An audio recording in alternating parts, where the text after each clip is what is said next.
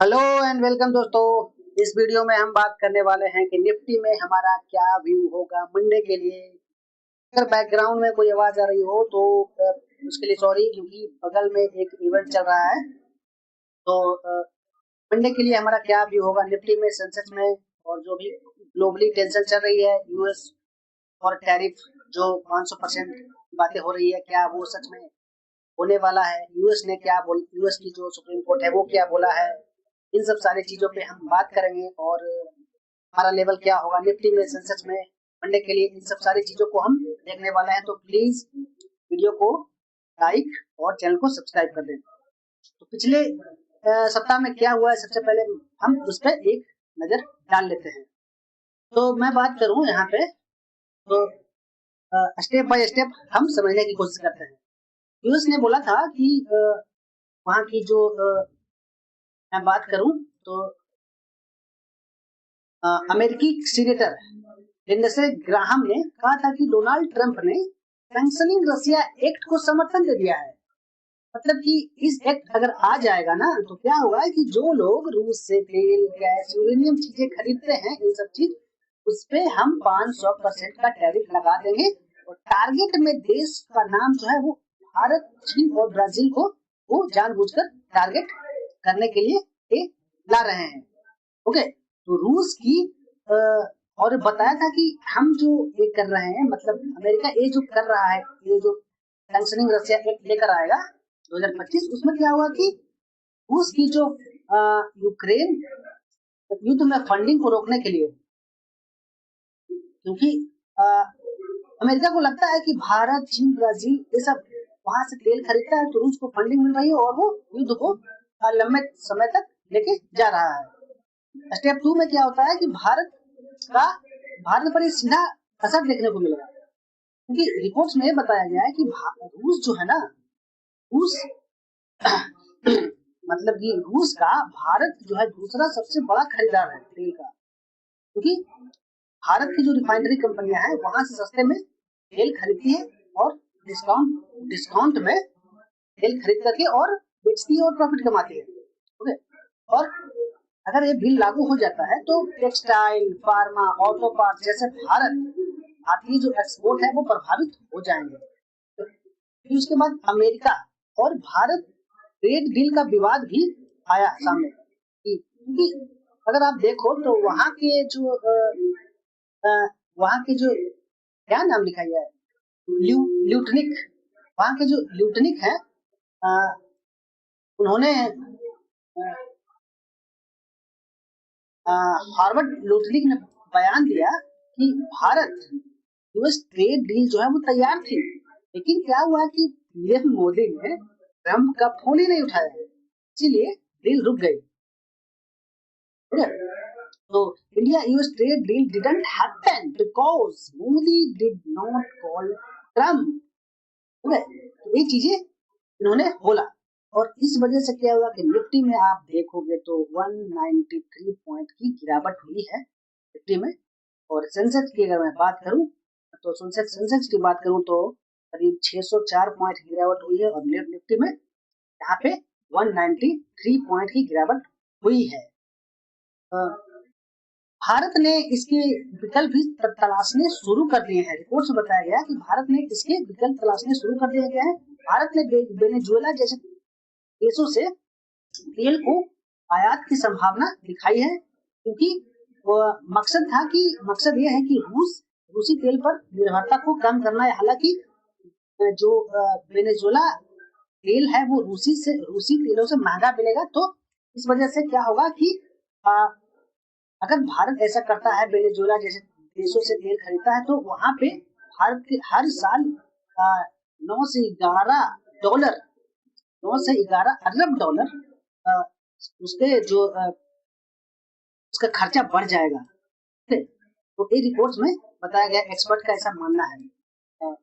भारत का जो आधिकारिक रुख क्या था, भारत ने कहा कि इस बिल पर हम करीबी से नजर रख रहे हैं। हमारा जो एनर्जी सिक्योरिटी जो होगा हमारा प्रमुख प्रायोरिटी होगा, सर्वोत्तम प्रायोरिटी होगा, और तेल आपूर्ति के लिए हमारा जो डाइवर्सिफिकेशन है उस पर जोर रहेगा। फिर उसके बाद में 9 जनवरी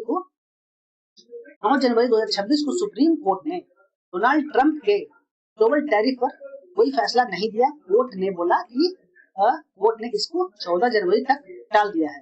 ओके, यह केस बहुत अहम है क्योंकि इससे तय होगा कि क्या यूएस प्रेसिडेंट इमरजेंसी लॉ का इस्तेमाल करेंगे, कांग्रेस की मंजूरी के बिना पूरी दुनिया पर टैरिफ लगा सकते हैं या नहीं। ओके, फैसला टलने से मार्केट में अनसर्टेनिटी बनी रही, टैरिफ से जुड़े स्टॉक्स गिरे, लेकिन इंडिया जैसे देशों को फिलहाल थोड़ी राहत मिल गई। अगर 14 जनवरी को कोर्ट ट्रंप के खिलाफ जाता है तो टैरिफ इलीगल हो सकते हैं। ओके, लेकिन व्हाइट हाउस के पास प्लान बी भी है। ट्रंप ने ऐसा बोला था कि हमारे पास प्लान बी भी है, इसीलिए हम ट्रेड प्रेशर पूरी तरीके से खत्म नहीं होगा। अब सबकी जो नजर है 14 जनवरी को है। देखते हैं इस सवाल में क्या होता है चूड़ा दही खाने के बाद। अब आते हैं निफ्टी में हमारा क्या लेवल हो सकता है। निफ्टी में अगर आप देखो तो कितना हैवी सेलिंग आई है फ्राइडे को। हमें उम्मीद नहीं थी कि वो ब्रेक कर देगा, मगर टैरिफ का जो प्रेशर था उस वजह से हैवी सेलिंग किया गया है। तो अब मैं यहाँ से शुक्रवार का जो क्लोजिंग है तो यहाँ पे मैं सपोर्ट के तौर पे ले लेता हूँ नीचे की ओर। तो यहाँ पे मैं बात करूँ तो 25,622 के आसपास नीचे सपोर्ट है, और ऊपर की ओर अगर मैं देखूं, अगर ये भी सपोर्ट टूटता है तो नीचे तो मुझे सपोर्ट सीधा यही देख रहा है। नीचे जो सपोर्ट है वो मुझे 25,444 के आसपास ही दिख रहा है। अगर मैं इसे थोड़े छोटे टाइम फ्रेम पे लेके तो मुझे तो सिर्फ नीचे की ओर सपोर्ट यही दिख रहा है। अगर ये ब्रेक होता है तो अगर सिंपल रहेगा हमारा व्यू, कल अगर निफ्टी ऊपर खुलता है जो कि क्लोजिंग अगर मैं बात करूं तो 25,625 के आसपास है। अगर इसके ऊपर खुलता है निफ्टी, खुलने के बाद या तो अपने जो आज का क्लोजिंग है शुक्रवार क्लोजिंग है वहां पे सपोर्ट लेता है और एक बुलिश मोमेंटम दिखाता है, प्राइस दिखाता है, तो ये ऊपर की ओर जा सकता है। ओके, और दूसरा सिनेरियो अगर इस एरिया पे सपोर्ट नहीं लेता है, क्लोजिंग के बाद सपोर्ट नहीं लेता है तो नीचे आता है, तो नीचे जो शुक्रवार का लो है वहां पे एक सपोर्ट लेकर के ऊपर की ओर जा सकता है। तो ये चीजें हो जाएगा। जब तक ये लेवल टूटेगा नहीं, 15 मिनट के नीचे ब्रेक नहीं करेगा, तब तक नीचे की ओर आना मुश्किल लगता है। और उसके बाद मैं बात करूं अगर इस एरिया को भी ब्रेक करता है, इस एरिया को ब्रेक करता है तो आपको हमें यहाँ तक का निफ्टी टारगेट दे सकता है, जो कि है 25,970-75 के आसपास। तो हमारा निफ्टी में क्लियर था। अब मैं बात करता हूँ सेंसेक्स में भी अगर मैं देखूं तो मैं इसको हमारा ये जो सपोर्ट होगा आज का हमारा सेम भी होगा। नीचे की ओर अगर मैं सपोर्ट की बात करूं सेंसेक्स में एक इस एरिया पे सपोर्ट का काम करेगा नीचे 83,140 के आसपास, और इसके नीचे और भी एक सपोर्ट है जो है इस एरिया पे है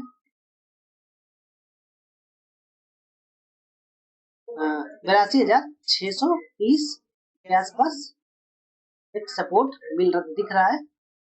ओके, 630 650।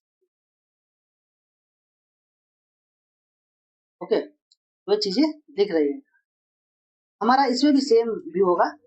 अगर ये ऊपर खुलता है सेंसेक्स, ऊपर खुलने के बाद आज का क्लोजिंग के पास अगर सपोर्ट ले लेता है, सपोर्ट के पास अगर बुलिश कैंडल बनाता है, बुलिश प्राइस बनाता है, तो वो ऊपर की ओर जा सकता है। और ये कहाँ तक जा सकता है ऊपर की ओर, यहाँ से इस एरिया तक जा सकता है, यहाँ तक, और यहाँ से भी इसको भी ब्रेक करता है तो फिर इस एरिया तक जा सकता है, जो कि है 84,475 के आसपास।